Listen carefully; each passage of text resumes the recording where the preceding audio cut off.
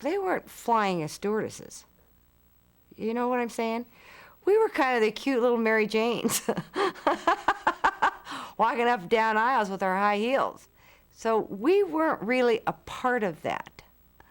I didn't feel a part of them, but yet when I would listen to their arguments, there were a lot of, aha, you're right, for myself.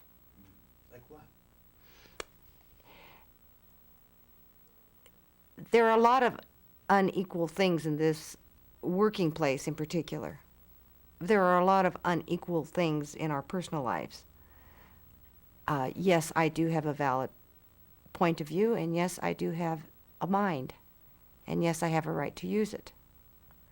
And they were saying these things. They were saying it was okay to feel that way. And they were saying it much louder than I could ever say it to my husband.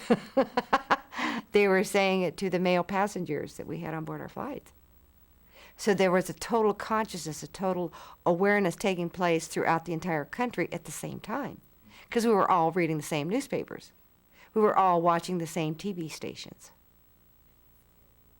So it wasn't just females getting this information. The United States was getting this information. So it was a point of conversation. When you went out with another couple, you talked about it. How do you feel about it? And you would hear the other husband complain that he does not like this part of his wife, and his wife complained that she did not like that part of her husband, and their complaints were the same as mine, or the same as my husband's. I loved their way of thinking. I was, in many respects, envious of their freedom of expression. I was entirely too inhibited to do that, too restricted. Not only because I felt my job restricted me, my interior restricted me, because that was just counter to how I was brought up. But it was so refreshing, and it was so fascinating to me that I would have my eyes wide open and my mouth open, and I would just love to talk to them. I'd love to be around them. Did not necessarily want to duplicate their lifestyle because I didn't have the guts to do it.